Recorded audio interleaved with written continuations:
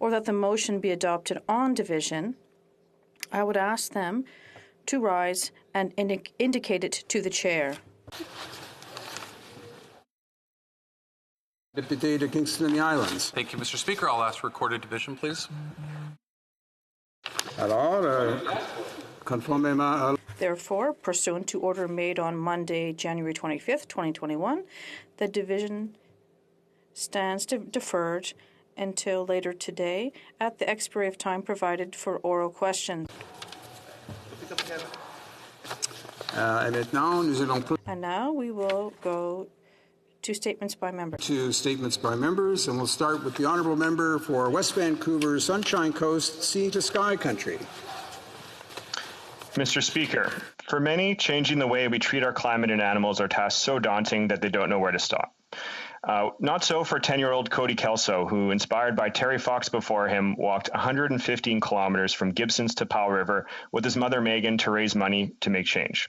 After 4 days of walking in the rain and through blisters, ups and downs, Cody and Megan reached the finish line an entire day early. Cody succeeded in raising a total of $33,500 for the BC Society for the Protection of Cruelty to Animals to enable them to install solar panels needed for their local branch to reach net zero emissions, as well as to bring BC Sustainable Energies Association's Cool It Climate Leadership Training Program to the Sunshine Coast. Cody's journey not only made a meaningful difference in his community, it also inspires others that they can accomplish anything they set their mind to. While the walk was certainly challenging, Cody and his mom have a motto that kept them going on their journey that we can all use to keep ourselves motivated to make a difference in our communities. Believe, do, achieve. Member for Calgary, Forest Lawn. Mr. Speaker, our nation has a legacy of being the prime destination for immigrants and refugees. It's because we enjoy many liberties and freedoms here that many don't have the luxury of around the world. Things like freedom of expression, religion, choice, and free enterprise make us a beacon of hope and prosperity for many. However, that is under attack with this Liberal government's Bill C-10. The government flaunts supporting diversity in media and representation, but this bill could affect many ethnic and marginalized media outlets that have small budgets. This bill muzzles freedom of speech and expression. This is similar to what dictatorships do to its citizens. The Heritage Minister's agenda to silence ethnic and marginalized groups is unacceptable. Mr. Speaker, I stand here today for freedom, for diversity in media, and against Bill C-10. Thank you. Mr. Yapper. The Honourable Member for Alfred Pelin. The member has provided a translation. The interpreter will now read this translation. Mr. Speaker, during World War II, over 600 Italian Canadians were interned and thousands of others were declared subjects of an enemy country for the simple reason that they were of Italian origin. The whole Italian community at the time experienced this injustice and had to endure suffering, hardship, and discrimination. As the son of Italian immigrants, I am deeply moved to witness today the official apology presented to the Italian community by the Government of Canada. With the redress of this injustice, a whole healing process begins for this painful part of our history. As a Canadian, I am proud to be part of this federal government who finally recognizes this injustice conflictual with our Canadian values. It is our duty as legislators and citizens to ensure that such injustice does not happen again. Thank you, Mr. Speaker. Prego. L'honorable député de Montarville. The Honourable Member for Montarville. Thank you, Mr. Speaker. In 1921, the Irish people celebrated the end of the War of Independence. That same year, major names in Quebec like Maurice Richard and Jeannie Souto were born closer to us. A proud Montarvillois, perhaps less well known, but with us just as an exceptional life, was also born in 1921. His name is Guy Paquette, and he celebrated his 100th birthday on May 20th. I had the immense privilege of meeting this very lovely man. He's full of vitality, and I was able to talk to him about all the things that he saw over the course of his life, the development of aviation, cinema, television, space discovery, among other things. I envy his family and friends who are able to see him on a daily basis and who have the opportunity to hear the many stories he has to tell. He is a real treasure for everything that he's experienced.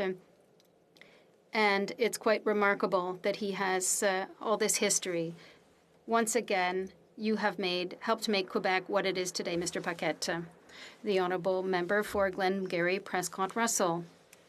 Mr. Speaker, this is Tourism Week in rural Canada. Fairs and exhibitions play an essential role in attracting tourists in Glengarry. Prescott Russell, I'm thinking of the fairs in Van Cleek Hill, Maxville, Riceville, Russell, and important role in promoting and supporting our local fairs across Canada. More than 17,000 events are hosted by fairs and contribute to more than $2.9 billion to Canada's economy. Bien que cette année risque. Although this year will no doubt be different for some fairs, I want to thank the volunteers who are reinventing the organization of the fairs so that we can take part in these fairs safely. As a child, I almost never missed the Van Cleek Hill Fair. If you didn't eat a pogo and a donut, you're missing something. And you can follow it up with a turn on a teacup. Our fairs and exhibits contribute to tourism in our regions. Let's take part safely. Thank you. L'honorable. The honourable member for Charlebourg-Haute-Saint-Charles. Mr. Speaker, Canadians know full well that the Prime Minister's political agenda is to call an election as soon as possible. That is why the Conservatives are now offering to Canadians a recovery plan for Canada.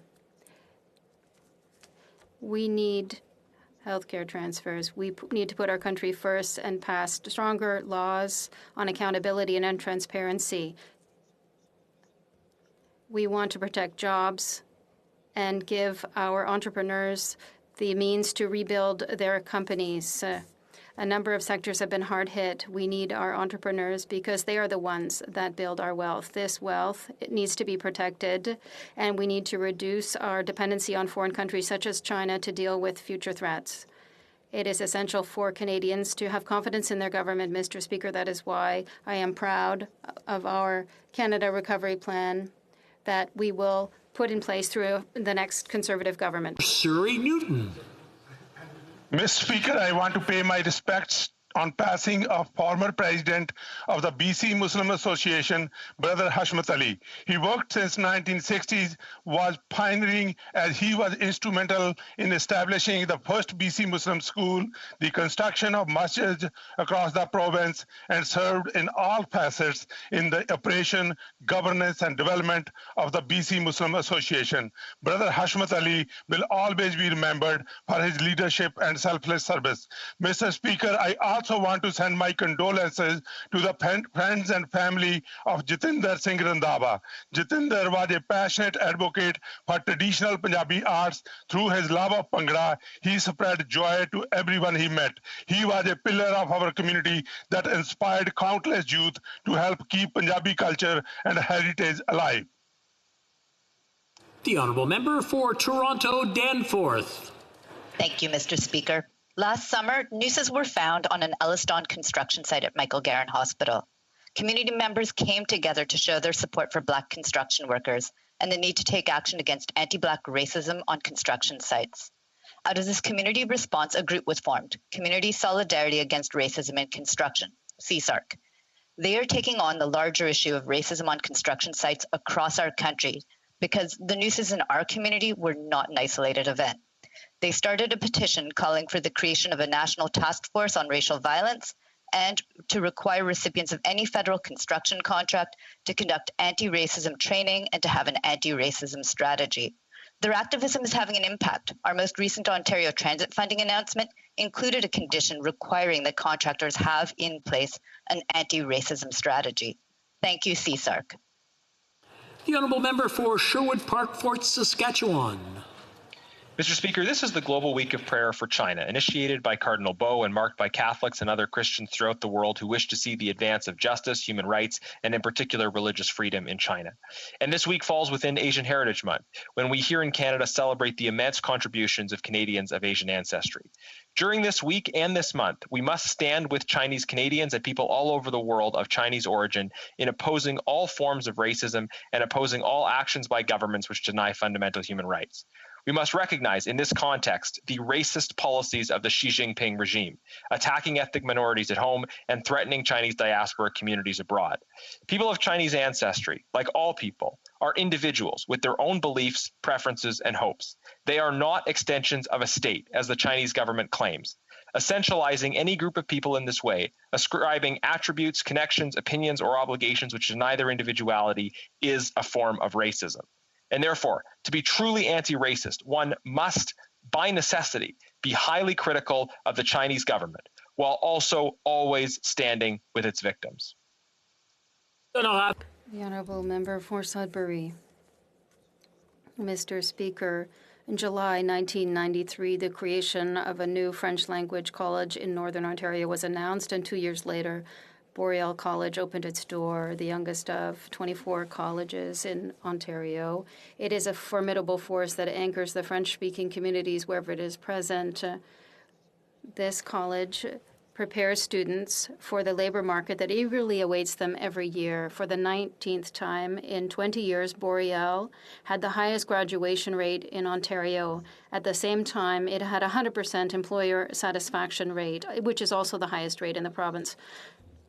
Its motto is nurturing knowledge, invigorating culture.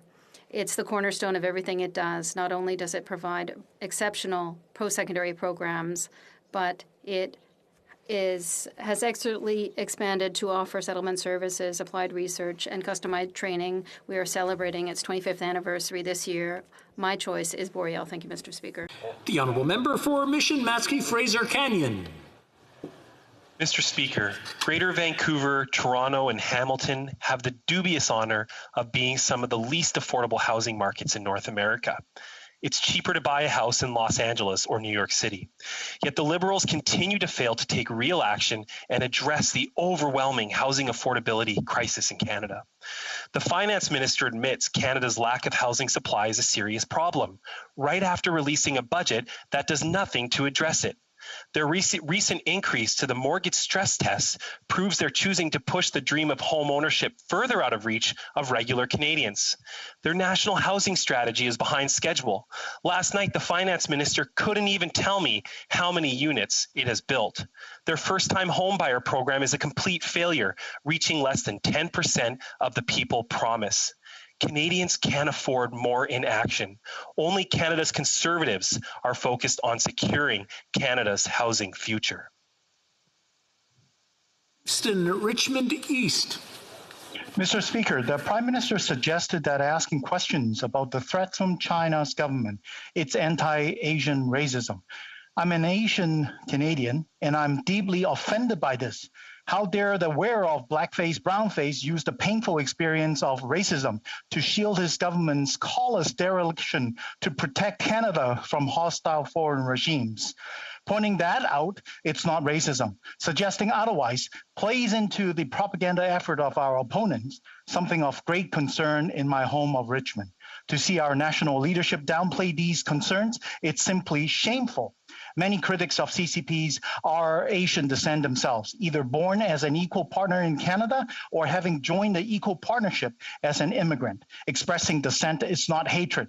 Iranians disapprove of the Ayatollah, Russians of the state kleptocracy, Hong Kongers of the Tsar government. Even today, I'm expressing the disapproval of my government. This is not out of hate for, but rather my deep love of Canada. The member for Rosemont Petite Patrie.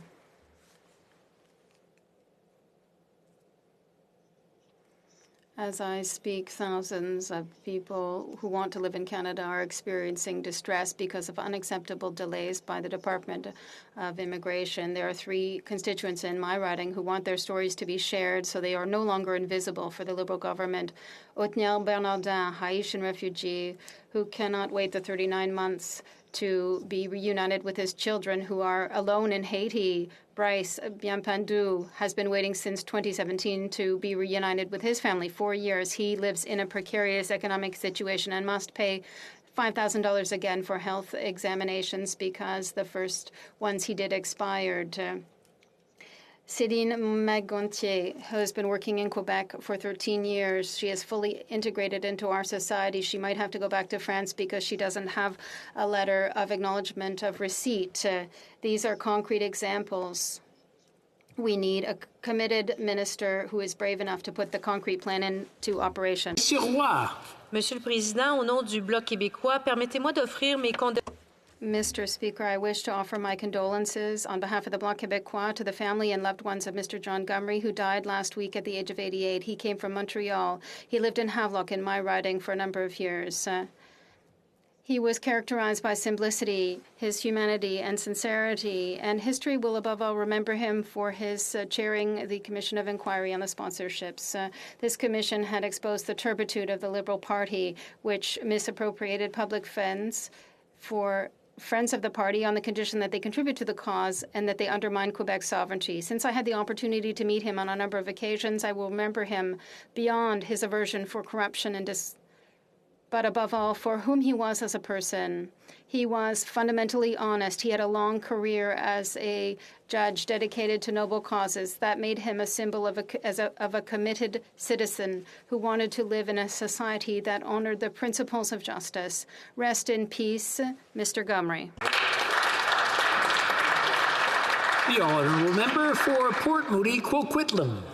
Yesterday, Conservatives asked the Prime Minister about the infiltration of scientists from the Chinese Communist regime's military in high-security Canadian labs. This breach in security is serious and deserves a serious response. But to my shock, the Prime Minister conflated our legitimate concerns about national security with racism against Asian Canadians. He spun an inflammatory narrative that implies Conservatives are stoking intolerance. By using this false narrative, he has cheapened and undermined the ongoing efforts to combat the rise of anti-Asian racism. Mr. Speaker, all members should call out racism wherever it exists, but no member, especially the Prime Minister, should ever use this kind of hatred as a tool to distract from his own incompetence. As an Asian Canadian MP who has combated racism my whole life, I am appalled by the Prime Minister's audacity to belittle the seriousness and sensitivity of anti-Asian racism. I call on the Prime Minister to make a public apology and retract these unacceptable statements. Hear, hear. The honourable member for Humber River, Black Creek. Mr. Speaker, I have had the honour of being a member of Parliament in this House for over 20 years, even though it seems like yesterday. But today is a very special day and something that I have worked towards for some time. To hear an official apology given by the Prime Minister of Canada in the House of Commons is a historical event. A black mark on the government has finally been removed through an apology to the families of the Italian internees of World War II. May 27th will be surely a day that all Italian Canadians, especially those watching from my riding of Humber River, Black Creek, are going to always remember, as I will. I know that we cannot undo what has been done, but this apology will bring closure for the families that I have heard from for many, many years. I am proud of this Prime Minister and our government, and on behalf of myself, my wonderful husband Sam Scrow, all of those from Humber River, Black Creek, and all those impacted, I'd like to say thank you, grazie mille grazie. Grazie, Mr. Speaker. Oral questions, question orale. Before we begin, I just want to remind everyone who's joining us virtually to maybe just check their microphone so that they're not popping, and we want to make sure that our interpreters keep their ears in top shape, so we don't want to get that any problems for our interpreters. The Honourable Leader of the Opposition. Mr. Speaker, 15 months into a pandemic, and Canada still doesn't have a national rapid testing regime, even for areas of federal jurisdiction. In Taiwan, rapid testing has been in place for over a year. In the UK, teenagers administer rapid tests themselves. But this government's contract with Switch Health has been a complete failure. After 15 months, why has this government failed on national rapid testing? The Honourable Minister. Oh, well, Mr. Speaker, there's a lot mixed into that question. On rapid testing, as the member opposite knows, we have sent millions and millions of tests to provinces and territories so that they can deploy them quickly, and we encourage the provinces and territories to do so. We've also been working, Mr. Speaker, with many corporate partners to make sure that rapid tests are available to corporations, to small and medium-sized businesses. I have to thank the Minister of International Trade for her work in this department and the Minister of Small Business. So there is a lot of work going on, Mr. Speaker, to make sure that rapid tests are deployed across this country. I would encourage the member opposite to check in with his Premier colleagues to understand how these tests could be further deployed. The Honourable Leader of the Opposition. Mr. Speaker, I'd encourage the Minister to check in with her top corporate partner, Switch Health. 1 in 6 of their tests have failed to deliver a test result within the 14-day quarantine period. Since you need a test to get out of quarantine, that failure rate is unacceptable. Switch Health has also had almost 5,000 tests that were unable to be processed, and they couldn't have the people back to be retested. This minister's corporate partner she just talked about, their top one, their exclusive one, Switch Health, is failing. What is she going to do about it? Honourable Minister. Well, thank you very much, Mr. Speaker. And we have been working with Switch Health and other partners, including adding partners to testing at the border. I'll remind the member opposite, however, that those tests are indeed PCR tests, and they do take longer than a rapid test that is turned around in 15 minutes or so. Mr. Speaker, as the member opposite knows, there are many different testing technologies in play in Canada, and that's because of the federal government providing millions upon millions of resources to provinces, territories, businesses, corporate partners. Yes, this is a Team Canada approach, Mr. Speaker. Testing is important, so is vaccination. We'll get the job done. The Honourable Leader of the Opposition. Mr. Speaker, the minister's talked about her top corporate partner, Switch Health. Well, they have a 17% failure rate, and that means thousands of Canadians have been stuck in quarantine longer than the 14 days. These tests were conducted on the 10th day after a return to Canada. They didn't need 15 minutes. They had many days, Mr. Speaker, it couldn't make it. It was clear that Switch Health messed up the process, so the Liberals actually changed the law to accommodate them. Why did the federal government change their own program rather than change the company? The Honourable Minister. Mr. Speaker, those allegations are incorrect. And as the member opposite knows, every step of the way, we've been guided by science and evidence in regards to protection at the border. Switch Health has been improving their services. We've been working with them. We've added additional providers at the border to ensure that Canadians can get prompt results on day 8 testing. And Mr. Speaker, we'll stop at nothing to make sure that we do full due diligence to ensure that travel is safe and that Canadians are protected. Honourable Leader of the Opposition. It's good to see after 15 months, Mr. Speaker, they're starting to improve. 15 mois après le début de cette pandémie. 15 months after the beginning of this pandemic, Canada still does not have a national testing strategy in Taiwan. Rapid testing's been in place for over a year. In the UK, teens can administer tests themselves. The contract with Switch Health has been a failure. After 15 months, why can this government not get good rapid testing? The Honourable Minister. Well, Mr. Speaker, yet again, I see the member opposite conflating two different kinds of testing. One, a PCR test that's deployed at the border through, yes, partners like Switch Health and Dynalab. And secondly, rapid testing that can be deployed by trained volunteers. And in fact, we've seen, for example, in Halifax, Nova Scotia, exactly that use by volunteers testing residents before they go into bars and pubs and restaurants by volunteers. We urge all provinces and territories to use the millions upon millions of rapid tests that we've shipped to them. We've provided guidance. We've provided best practices. We'll continue to work to make sure all forms of testing are deployed to protect Canadians. Honorable Chef de l'Opposition. Monsieur le Président. Mr. Speaker, as we speak, we've found out that French is not respected at our borders. Switch Health, a company hired by Ottawa, admits that waits and quarantines are being extended because of the lack of access to services in French. That's unacceptable. What is the government waiting for to ensure that bilingualism is respected at our borders? The Honourable Minister. Mr. Speaker, I agree with the member opposite that it is essential that services are available in either of our official languages. And Switch Health has doubled its French language capacities. Yesterday, a second provider was selected to provide dedicated testing support for temporary foreign workers arriving by air in Quebec. This will help meet the increased demand for testing over the coming months. And Mr. Speaker, we will make sure that testing is available in both official languages. L'honorable député de Saint-Jean. Monsieur le Président. Mr. Speaker, yesterday, we had a historic opportunity to unanimously recognize the nation of Quebec and its common language, French. Unfortunately, it was a missed opportunity.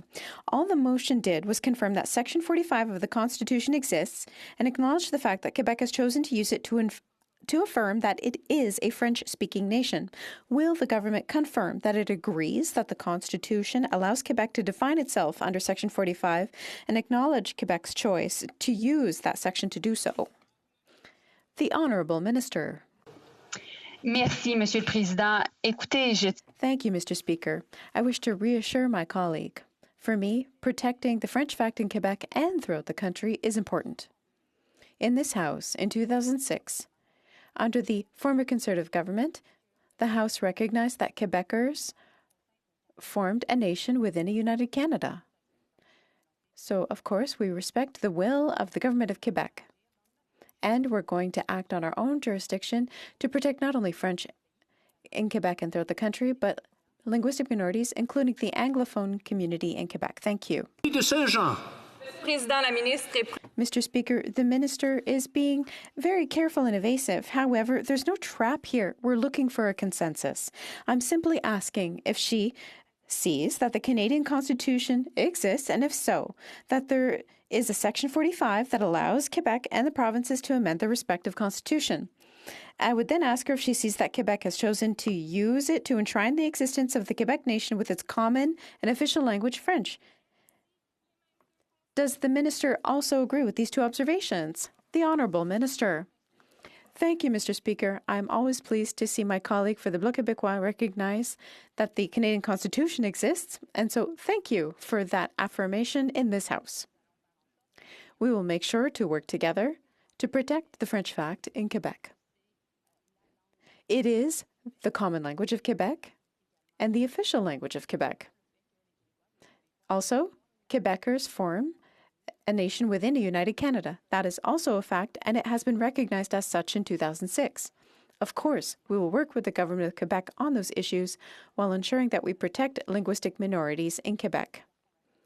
I've had a conversation with my counterpart, Mr. Simon Jolet-Barrette. Thank you. Député de Burnaby Sud. Plus grandes banques du Canada ont fait des profits. Canadian banks have made enormous profits during the pandemic. They've doubled, even quadrupled their profits. While people are having trouble making ends meet, banks are making enormous profits. I will interrupt for a moment. Someone has forgotten their microphone. I will ask the member for Burnaby South to restart his question, please. Merci. Les plus grandes banques du Canada ont fait des... Canada's biggest banks have made enormous profits. They've either doubled or even quadrupled their profits during this pandemic. While people are having trouble making ends meet, the biggest banks have made huge profits, and now they're increasing bank fees during the pandemic. Even worse, the Liberal government has the power to stop them, but won't. Why does the Prime Minister refuse to stop banks from taking advantage of people? The Honourable Minister. Pour la question, Monsieur le Président, et je veux souligner. Thank you for the question. I wish to say that our government agrees that during the economic crisis caused by the pandemic, all Canadians have to do their part. Our budget is increasing taxes on luxury vehicles,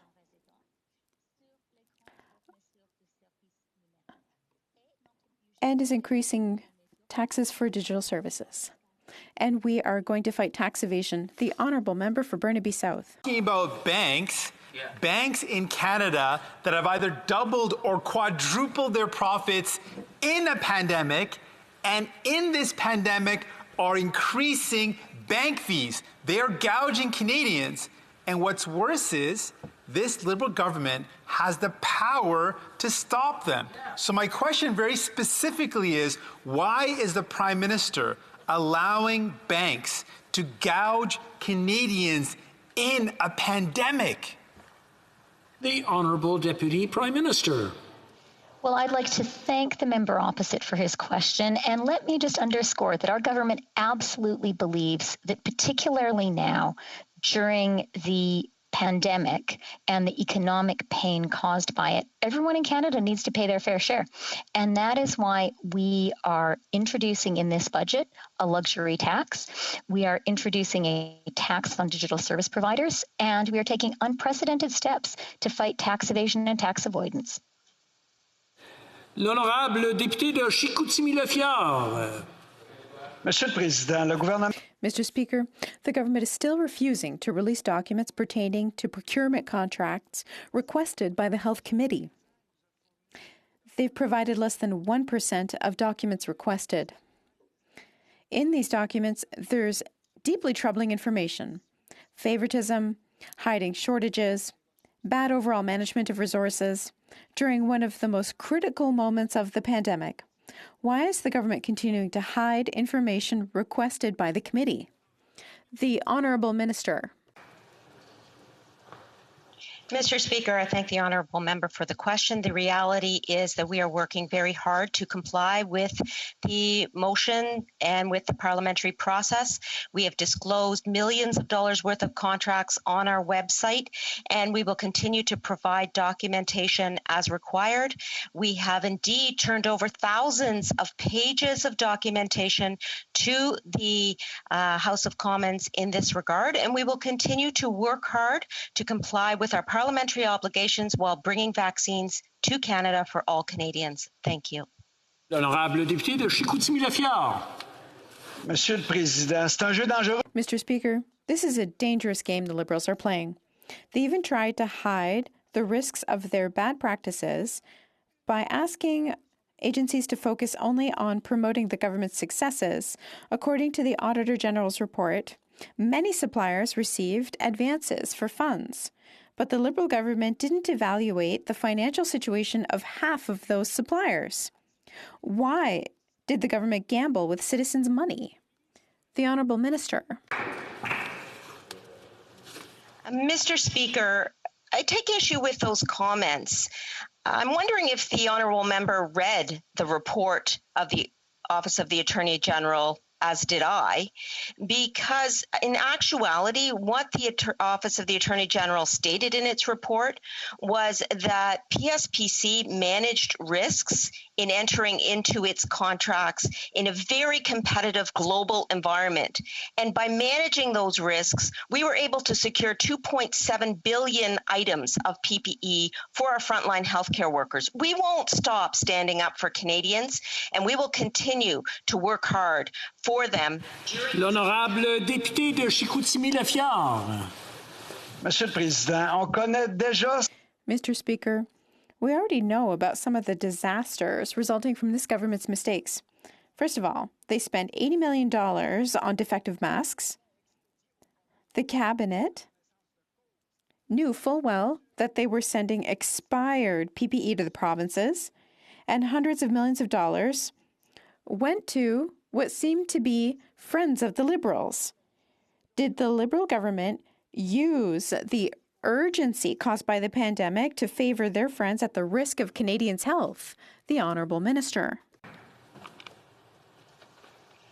Mr. Speaker, that categorization of our contracting process is absolutely false. The officials at PSPC undertook checks relating to all suppliers before entering into contracts with them. And in regards to the one contract which resulted in defective product. We have filed a statement of claim. We will be seeking recompense for the defective product that was provided because we will stand up for Canadian taxpayers and Canadian taxpayers' money every single step of the way while bringing in PPE and vaccines for all Canadians. The honourable member for Calgary Nose Hill. Switch Health, the company the Liberals contracted to do post-arrival PCR testing for international travel, reported that a whopping 1 in 6 tests took longer than the 14-day quarantine to complete. Initially, these tests were conducted on the 10th day after a traveler returned to Canada, but after it was clear Switch Health couldn't turn around these PCR test results in 4 days, the Liberals changed the law so that the test would happen on day 8. Why did the minister unilaterally change the testing day instead of the company who couldn't do the job? The Honourable Minister. Mr. Speaker, every step of the way, the measures at the border have been guided through the lens of public health, science, and evidence. And we will continue to do that, Mr. Speaker. It is our commitment to Canadians to reduce importations, to test travelers, to make sure that travelers are protected and that the communities they're returning to are protected as well. We'll continue to rely on science and evidence, Mr. Speaker. Unlike the member opposite, we understand that it evolves. This is a new virus. There are new understandings about the virus and how best to protect Canadians against the virus every single day. And Mr. Speaker, I'm on top of it. I work with my officials. I'll continue to provide that guidance to Canadians. For Calgary Nose Hill. What science did the minister use to change the testing date from day 8 to day 10? The Honourable Minister.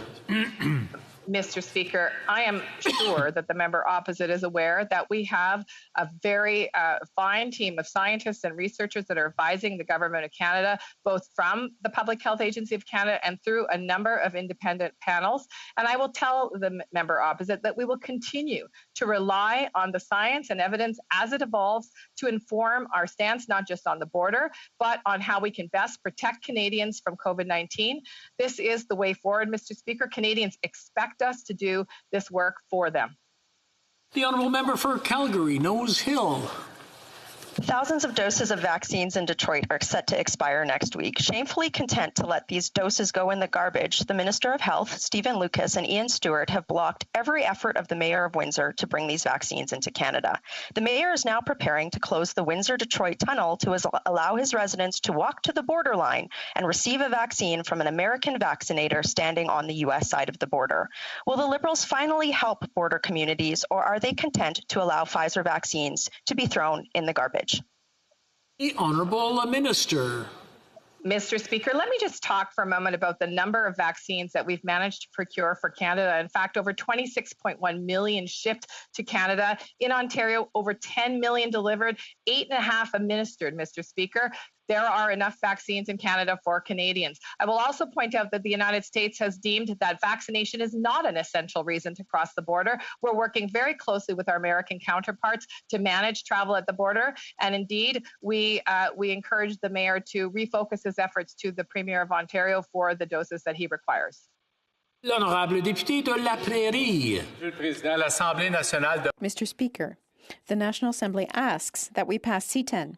Quebec's cultural community is calling for C-10 to be passed. The Bloc has told the government that we'll do everything we can to ensure that C-10 is passed, a fine spirit of cooperation, but now it seems that the government is not in a hurry. We don't sense any serious will, and we're really worried. What is the government doing specifically to ensure that the Broadcasting Act is modernized? Specifically, the Honourable Minister. Merci, Monsieur le Président, et je remercie mon honorable collègue. Thank you, Mr. Speaker, and thank you to my colleague for his question. We have worked tirelessly for months to ensure that C-10 is passed. We've defended it on every possible platform. The Conservative Party led a campaign of fear on false premises about this issue. We've communicated with the cultural sector. There was a petition that was signed by thousands of artists to support C-10. We will continue to do everything we can to get it passed as quickly as possible. Thank you. The Honourable Member for La Prairie. Mr. Speaker, it's easy to blame it on the Conservatives, but they're not the ones who let the bill sit for months before calling it. The Conservatives aren't the ones who dragged their feet getting ministers to come to committee. Minister of Heritage himself said that the cultural sector was losing millions every month because C10 hadn't been passed. This is urgent. Specifically, what is this government doing to ensure that C10 gets passed quickly? The Honourable Minister. Mr. Speaker, Bill C10 is an absolute priority for our government and for the cultural sector. We called it more than once, debated it in the House, did everything possible to get it passed quickly at committee. But the Conservatives are dragging their heels. There's a consensus in the cultural sector and in Quebec as well. They need C10. I hope that my colleagues are willing to work on this, and I ask the Conservatives to stop blocking it. The Honourable Member for Drummond. We'll keep that in mind. Not so long ago, the Minister of Heritage seemed to be ready to accept the hand extended by the leader of the Bloc Québécois to pass the bill, but since then, nothing. The Liberals refused to discuss with Conservatives, and turning a deaf ear to this debate is costing the cultural sector a great deal. The committee is asking for a new charter statement, and yet some people are insisting that that's not necessary. Is the government serious when it says to the cultural sector that it believes that C10 is a priority? The Honourable Minister. Mr. Speaker, I am quite disappointed with the tone of my colleague's question. I didn't see the Bloc Québécois talk on various platforms throughout the country against the Conservatives to defend Bill C10. The Liberal Party has been on every platform available. Over 4,000 artists all over the country have showed their support. They say that they want C10. We've done everything we can. The bill is in the hands of the committee. Working with a party that doesn't want to work on it, who has already said that they don't want this bill to pass, there's a certain naivete. The Honourable Member for Wellington, Halton Hills. Mr. Speaker, yesterday in response to questions about China's threats to Canada and the government's Winnipeg lab, the Prime Minister suggested that simply by asking these questions, we were fomenting anti-Asian racism. Does the Prime Minister realize that when he conflates criticism of China with anti-Asian racism, he plays to Beijing's propaganda? For example, China accused Canada and its allies of white supremacy simply for calling for the release of Mr. Kovrig and Mr. Spaver 2 years ago. When will the Prime Minister quit playing into Beijing's hand and answer questions about the government's Winnipeg lab? The Honourable Minister.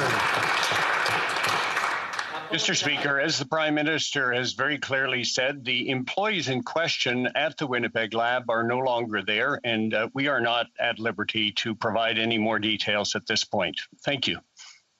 L'honorable député de Charbot-Haute-Saint-Charles. Vous êtes en sourdine. You're on mute. Monsieur le Président, si le Premier ministre... Mr. Speaker, if the Prime Minister calls you racist when you ask him a legitimate question on a serious issue about national security, it's because he's trying to dodge the question. His government was negligent by allowing scientists with links to the Chinese People's Liberation Army to work in a Canadian lab with the intention of sending secret research information to the Chinese Army. If the Public Health Agency of Canada sounded the alarm and asked the RCMP to inquire, will the Prime Minister describe this agency as racist as well? The Honourable Minister. Monsieur le Président, comme je viens de le... Mr. Speaker, as I've just said in English, the scientists who worked at the lab in Winnipeg are no longer employed. And as I said, we are not at liberty to provide more details on this matter. Thank you. The Honourable Member for Sherwood Park, Fort Saskatchewan. Mr. Speaker, the minister says he can't provide the information, but his own parliamentary secretary is on the record disagreeing with him. His own parliamentary secretary voted to disclose these documents and said that the Public Health Agency and the Justice Department has got it wrong here. Now, the Globe and Mail has reported that scientists from China's Academy of Military Medical Sciences were working openly in the lab. Academy of Military Medical Sciences should have set off alarm bells. We shouldn't be cooperating on research with a foreign military that is committing genocide. So when will the minister listen to his parliamentary secretary, listen to the Liberals on the committee, and support the disclosure of this document so we can get to the bottom of this grotesque failure by the government to protect national security. Honourable Minister. Mr. Speaker, as I will be saying for the third time, and I hope my colleague is listening, the employees in question at the Winnipeg lab are no longer employed there, and we are not at liberty to provide any further details on this question. Thank you. Well, member for Vancouver Kingsway. Yesterday, the Auditor General reported this government's mismanagement of Canada's emergency stockpile resulted in serious shortages of protective equipment for essential workers. She found the Public Health Agency failed to keep a proper inventory of PPE and ignored a decade of warnings. She questioned PHAC's governance and oversight, saying, "You don't wait for a rainy day to rush out and buy an umbrella." This is an inexcusable failure of emergency preparedness. How does the minister explain her record of negligence that failed to keep Canadians safe at the outbreak of the COVID-19 pandemic? The Honourable Minister. Mr. Speaker, first of all, we thank the Auditor General for her report, and we are pleased to say that many of her recommendations are already underway. Indeed, there was a scramble for personal protective equipment at the beginning of the pandemic. We worked with provinces and territories to understand their inventory, and when it became clear that we would need volumes and volumes of PPE that were not in stock at any level of government, we went out and ordered that equipment. Mr. Speaker, we are pleased that Canadian healthcare workers and others were protected throughout this pandemic, and it's because of the collaboration across all levels of government. Honourable member for London Fanshawe. The Prime Minister likes to make symbolic gestures when it comes to fixing systemic racism in Canada. Last year, he took a knee at a Black Lives Matter protest, but failed to follow it up with any real action. Yesterday, Radio-Canada reported that a Black federal public servant was paid thousands of dollars in exchange for withdrawing her racial discrimination complaint. The Liberals love to paint the picture that they are allies for racialized people, all the while erasing the stories that don't fit their narrative. When will they actually show up for Black Canadians and take concrete action to end systemic racism? The Honourable Minister. Thank you, Mr. Speaker. We cannot ignore that biases, barriers, and discrimination are an everyday reality for Black Canadians, racialized Canadians, and Indigenous peoples. The work of eradicating biases, barriers, and discrimination, which have taken root over generations, demands an ongoing and relentless effort. And we are committed to this effort and will continue to take deliberate steps to remove all discrimination from our institutions.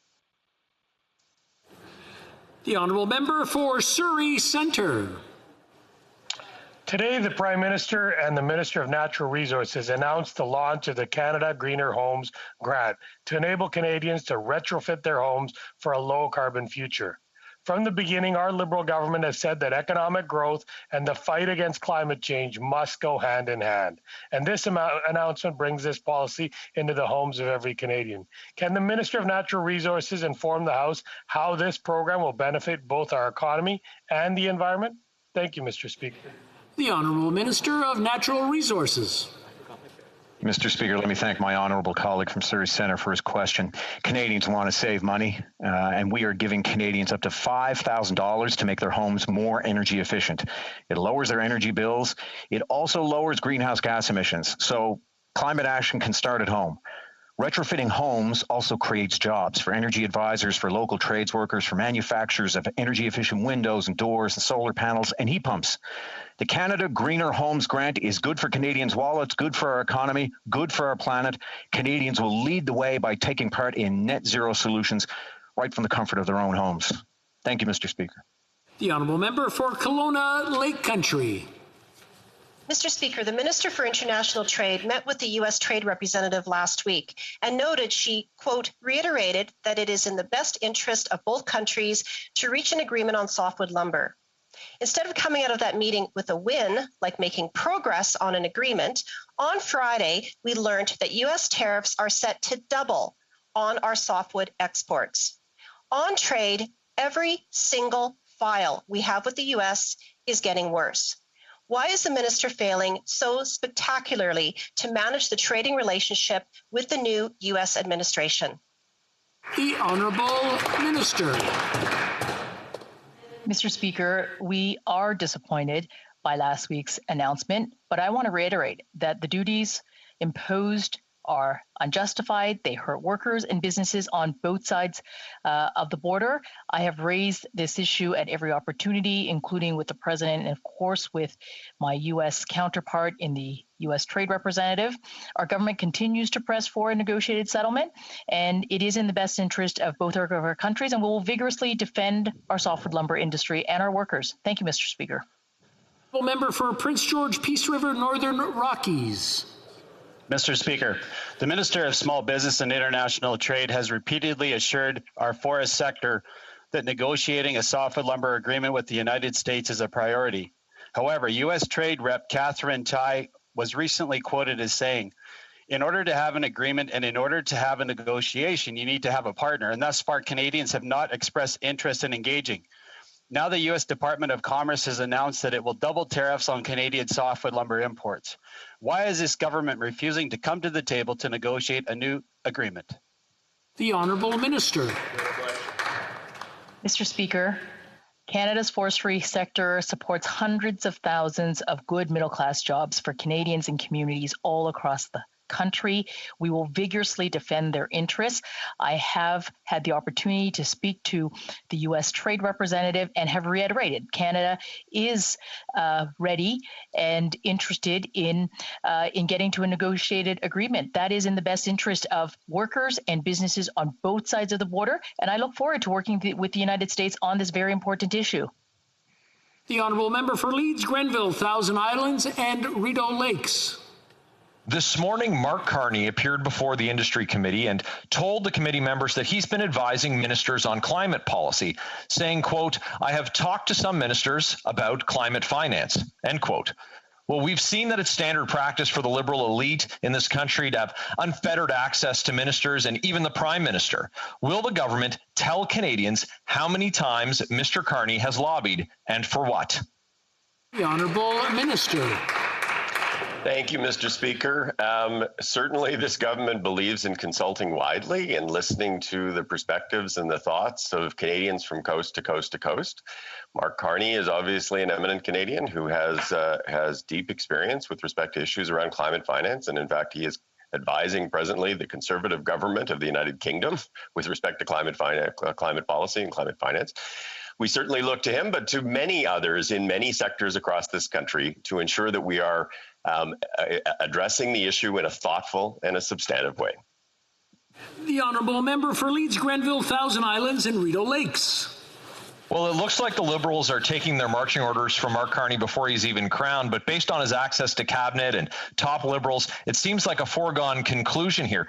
The problem is, and the problem with the minister's answer is that Mr. Carney represents one of the largest renewable energy companies in the world, and surprise, surprise, he isn't registered to lobby. So how many times and which ministers have been lobbied to date by Mr. Carney? Not in the United Kingdom, not in other countries, but here in this country where the Lobbying Act applies. The Honourable Minister. Thank you for the question, Mr. Speaker. I would tell you that I have conversations with Canadians in all walks of life, many corporate people in the labor movement, people in the environmental community about their ideas and suggestions with respect to how we should think about climate policy going forward.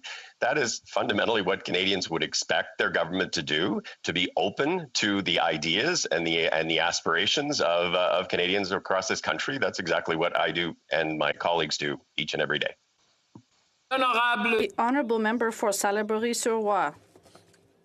Mr. Speaker, yesterday the House of Commons passed the Bloc's bill to extend employment insurance special sickness benefits to 50 weeks for people who are ill. This legislation is named Amélie Sans Façon, a young mother who was abandoned by EI while battling cancer. Amélie has since left us, but the government has the power to ensure that her nightmare never happens to anyone else. We'll give the royal recommendation to Amélie Sans Façon's Act to extend EI special sickness benefits to 50 weeks. The Honourable Minister.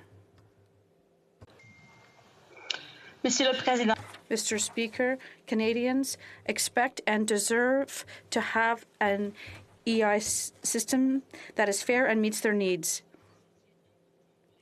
EI is important support for Canadians who have to leave work because they are sick, and workers who receive important treatment or who need more time to recover from a sickness or an injury will receive the support, and that is why the 2021 budget will allow us to extend EI benefits from 15 to 26 weeks. The Honourable Member for Salaberry-sur-Roi. Mr. Speaker, what the government is proposing is barely half of what sick people need, some of them, to heal in peace and dignity. It can sometimes take up to 50 weeks of employment insurance for people with diseases that are serious, like cancer. No one should have to worry about their financial situation when they're fighting for their health or for their life. Yesterday, all parties called on the government to increase special sickness benefits to 50 weeks by passing the Blocs bill. But it takes the government's royal recommendation. Will it give it? The Honourable Minister. Mr. Speaker, as I've just said, EI sickness benefits is very important support for Canadians. Workers who receive treatment need financial support, and that is why we will extend EI benefits from 15 to 26 weeks for sickness. Also, Mr. Speaker, we're going to continue to work to modernize EI at every stage. Thank you. Member for Niagara Falls. Mr. Speaker, Matthew Jelly is the president of Maritime Fun Group, which has popular tourism attractions like Shining Waters Family Fun Park in PEI and Magic Mountain in New Brunswick. When Budget 2021 was announced, he did some math and quickly realized he would be worse off under the proposed Canadian Recovery Hiring Program compared to the existing Canadian Emergency Wage Subsidy. While the pandemic continues, why are the Liberals threatening to end essential support programs like CEWS to tourism businesses who have been the hardest hit? The Honourable Minister. Thank you for the question, Mr. Speaker. Grazie mille. When it comes to the tourism industry, our government absolutely understands how essential it is to the Canadian economy and how particularly hard hit it has been by COVID. That's why the budget includes $1 billion specifically to support tourism. And when it comes to the hiring credit, it has been designed such that it will provide particular support to seasonal businesses like tourist businesses. Member for Banff Airdrie. Mr. Speaker, a one-dose summer means a locked-down summer for the tourism industry. Canada's closed borders mean that tourism businesses continue to suffer. This industry was the first impacted and will be the last to recover. Yet there's been radio silence from this federal government. What is the benchmark to restart travel? 70% fully vaccinated? 80%? Cases under a certain number? It has to be something. And tourism businesses need time to be able to be ready to safely reopen for visitors. So when are the Liberals going to table a plan with benchmarks for a safe reopening? Honourable Minister. Thank you, Mr. Speaker. I would like to thank my colleague for his question and his ongoing advocacy for the tourism sector. Obviously, as a government, we've been there since the beginning of the pandemic and the economic crisis to help the tourism sector, tourism operators, hotel owners, restaurant owners, to make sure that they can get through this crisis, that they can have access to the different support we're offering them, and that they eventually can get out of this pandemic stronger. And so that's why also we're investing $1 billion in the budget to make sure that they can have access to new forms of support. And I look forward to make good announcement to make sure that they can have access to that support very soon. Thank you. Member for Calgary Skyview. Mr. Speaker, last week, another woman in Quebec was attacked and murdered by her partner, making it the 11th such attack since February. Unlike our allies, Canada has lagged, resulting in women across this country continuing to be victims of violence. The Minister for Women and Gender Equality has had years to produce a national action plan, and yet we have nothing.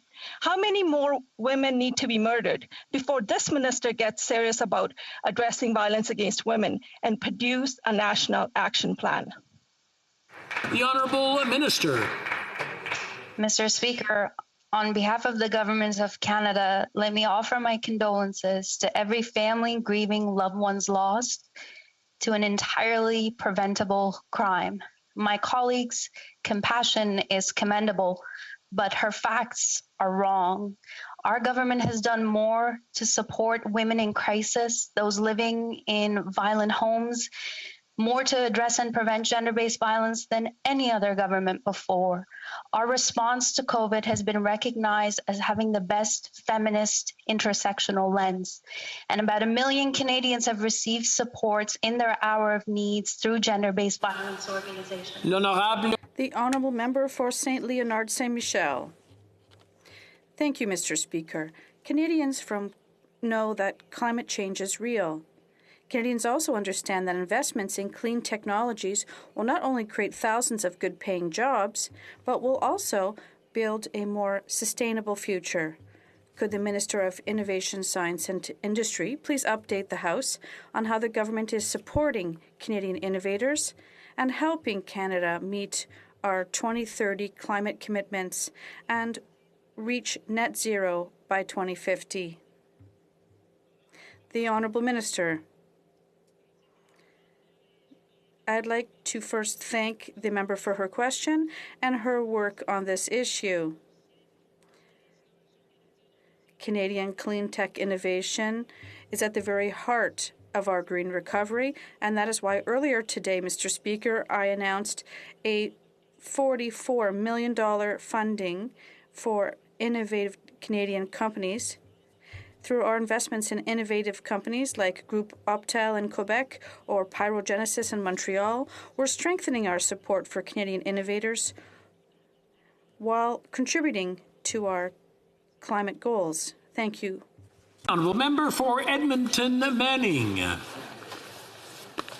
Mr. Speaker, yesterday the Liberals voted against Motion M61, an initiative to promote our energy industry. For example, Newfoundland's oil and gas sector represented 35% of its GDP and was the second largest employer in the province in 2018. Newfoundland and Labrador's energy workers, like all Canadian energy workers, are disappointed at the Minister of Natural Resources for failing to support this crucial industry. How can the Minister vote against Motion M61? Thank you.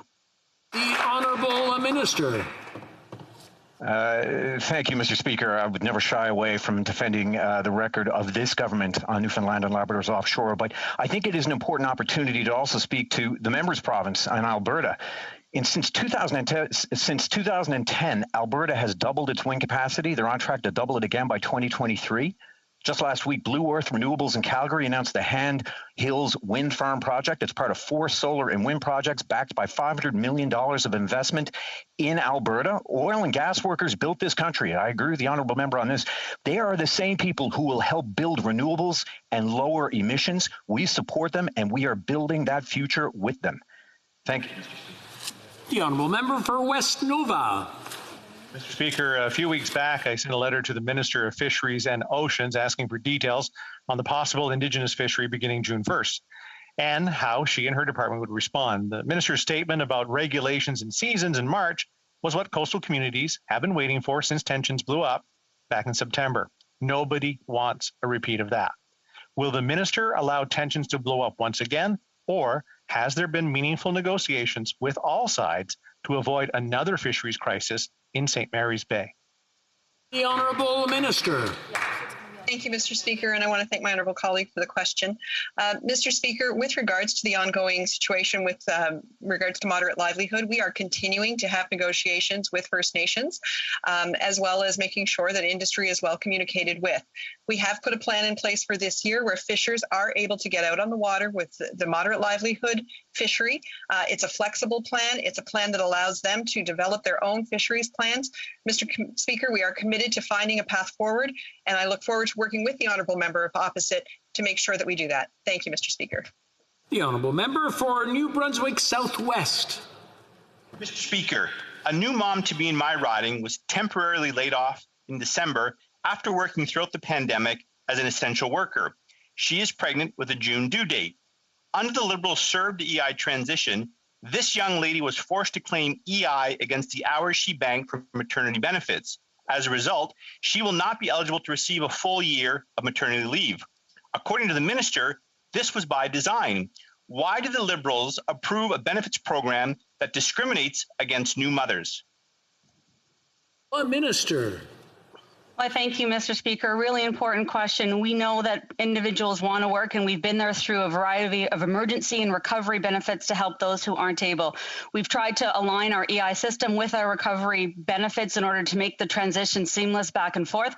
I'm aware of the issue that the member is obviously speaking about. We're trying to figure a way forward for women, particularly new moms, who are in the difficult position of not having work at this time.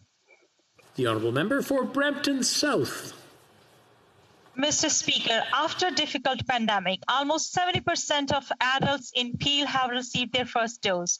However, these vaccines are not made in Canada, and Canadians want a reliable domestic supply of vaccine, so we are not dependent on foreign manufacturing. Can the Minister of Innovation, Science and Industry tell this House how our government is working to strengthen domestic vaccine manufacturing in order to improve our security and make us more resilient and independent for any future pandemic? Honourable Minister. Mr. Speaker, I'd like to thank my honourable colleague from Brampton South for a question and all our leadership on this very important file. Last week, you'll be interested to learn that I was pleased to announce an historic $200 million investment in Mississauga's Resilience Biotechnologies to help increase manufacturing capacity for a range of vaccines, including those that use the mRNA technologies. This, Mr. Speaker, is yet another important step to support Canadian leadership in this vital sector and will help grow our life sciences ecosystem as an engine of our economic recovery. Thank you, Mr. Speaker. The honourable member for Timmins, James Bay. Mr. Speaker, this past week, the City of Timmins and the community of Moosonee declared states of emergency because of the spike in COVID cases. We had 77 cases in the Porcupine Health Unit in a single day. That's in communities like Timmins, Cochrane, and Matheson. We have over 70 cases now in the Cree communities of James Bay, which represents a potential medical catastrophe. We need to get the rapid surge capacity funding approved now. So to the Minister of Health, what commitment will she make to the people of Timmins, James Bay to get us through this crisis and safely to the other side? Honourable Minister. Well, thank you very much. And to the member, my heart is with this community. I know in my own riding and region of Thunder Bay Superior North, we experienced a very similar alarming surge, and we know that smaller rural communities have less healthcare resources. That's why, Mr. Speaker, I've urged the Public Health Agency of Canada to work closely with the member opposite's Medical Officer of Health to ensure that we can get those rapid response programs, including isolation housing, in place as soon as possible. The honourable member for Don Valley East. Thank you, Mr. Speaker. Mr. Speaker, the Grand Ethiopian Renaissance Dam, GERD, is causing tensions between Egypt, Sudan, and Ethiopia. Egypt and Sudan depend solely on the Nile for their commercial and residential uses. Having met with the ambassadors of both Egypt and Ethiopia, it appears that they need a facilitated solution to avoid a conflict. All three countries considered Canada as an honest broker. Can the Minister of Foreign Affairs advise if he has engaged with the three countries for a peaceful resolution? Thank you. The Honourable Minister. Mr. Speaker, I thank the member for Don Valley East for a question. Canada recognizes the importance that countries in the Horn of Africa place on the Grand Ethiopian Renaissance Dam as a means to foster economic prosperity and development. Canada also believes that the best solution to this issue is a peaceful, fair, and negotiated agreement between all parties. Canada will continue to monitor the situation closely and remains hopeful that the parties involved in the ongoing negotiations will remain committed to a constructive dialogue and peaceful cooperation. I'm afraid that's all the time we have for today. C'est tout le temps que nous avons maintenant. L'honorable député de... The honourable member for Louis Saint-Laurent, a point of order. The Thursday statement. The honourable opposition House Leader has a question. The weekly question. Yes, as is traditional on a Thursday, I would ask my government counterpart, the honourable member for Mercier, to give us some relevant information for our parliamentary business that's upcoming. The honourable government House Leader. Thank you very much, Mr. Speaker. I'd like to thank my very kind colleague for his important question. This afternoon, we will start debate at report stage and third reading on Bill S3, which, as we know, is on offshore health and safety. Tomorrow, we will resume debate at second reading of Bill C21,